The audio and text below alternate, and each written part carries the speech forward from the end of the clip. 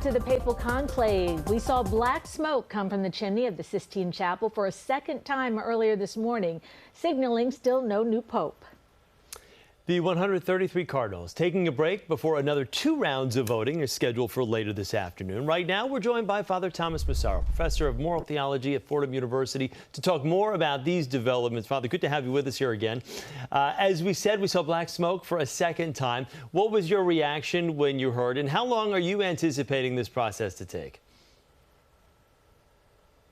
Well, everything has gone as I've expected so far. The first day yesterday, the first ballot, nobody expects the white smoke on the first ballot. The Cardinals in the early voting, and that includes today's 4 votes, they're probably kind of sketching out, getting a read on who are the top vote getters. They may have initial preferences, but they're flexible. They tend to be strategic voters looking at the top vote getters in the early rounds. So today, 4 votes, 2 have already been taken. We've seen that black smoke at 6 a.m. New York time. That was noon Rome time. And we'll have another white or black smoke mid-afternoon New York time as the bishops wrap up their day. That's 7:30 Rome time. Father, the vast majority of cardinals were chosen by Pope Francis himself. Could that mean the church is leaning toward a more progressive pope? Yes, that's good conjecture and probably a solid guess. So Pope Francis creates about 15, in the last years of his papacy, about 15 new cardinals in each of the last few years. So yes, there are many men who don't know the other men well, although I will say this, some of them did go to Rome frequently for those synod meetings. 61 of the 133 were involved in that multi-meeting process unfolding in Rome the last few years. So yeah, there's some unfamiliarity, not total.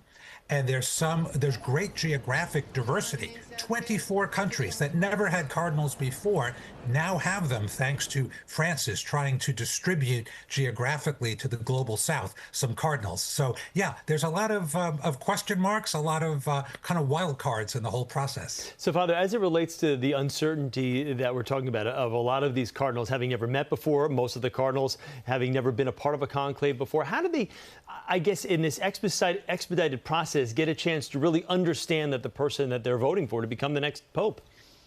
So after Pope Francis died, that was Easter Monday, April 21st, most of the cardinals came to Rome very quickly, 133 electors.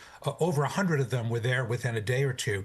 So they've been talking. They have a series of meetings, formal meetings, before the conclave opened. That's called the General Congregations. They each got a chance to give a speech, usually 3 to 5 minutes. So they have heard each other. They've had time to mix both in the meetings, the formal meetings, and back at the residence. They're all staying in Domus Santa Marta. So they have time to mingle and rub shoulders. And Father, what qualities are you looking for in the next pope? Yes, well, we Catholics always want to have a balance. We want to have a pope who respects the traditions of our church, the great teachings, the doctrines, the practices, the liturgy. And to tell you the truth, every pope is going to have a great deal of that, what I call continuity with the past.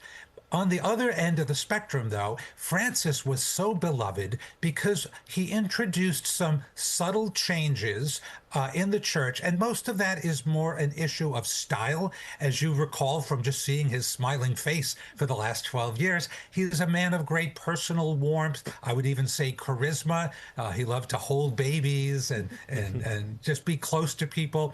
So I'm looking for the cardinals to recognize, besides the kind of ideological, intellectual, theological side, also to have a sense of warmth, charisma, and mercy, openness, closeness to people. And I certainly hope that these 133 cardinal electors will choose from among their ranks a man who's reflects those personal warmth qualities. That would be a win on all accounts, that's for sure, with what you've just described. Father, thank you so much for taking a few moments for us.